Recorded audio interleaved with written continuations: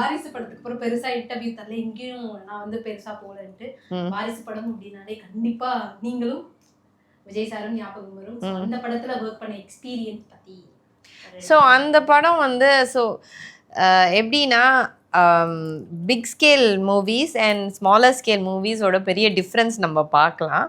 அங்கே வந்து நம்மளுக்கு எனக்கு பர்டிகுலர்லி எனக்கு ரோல் பெருசாக ஸ்க்ரீன் ஸ்பேஸ் ஒன்றும் பெருசாக இல்லை. பட் அது பிகாஸ் அந்த பிராண்டிங், அந்த மூவி பிராண்டிங்னாலே ஒரு ரீச். இன்னைக்கு எல்லாரும் கேட்குறது அதுதான், வாரிசில் பார்த்தேன். சும்மா ஒரு 5 நிமிஷம் வந்துட்டு போனாலே எல்லாருக்கும் அந்த ரீச் இருக்கும்.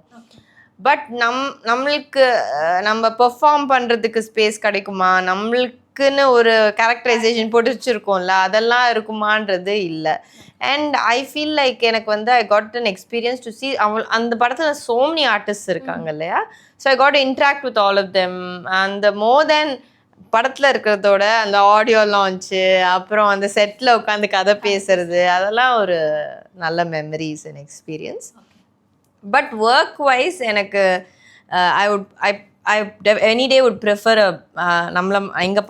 எங்கள் படம் மாதிரி. பிகாஸ் எனக்கு அவ்வளோ ஸ்பேஸ் அண்ட் ஆப்பர்ச்சுனிட்டி இருக்குது என்னோட இந்த நம்ம படத்தில்.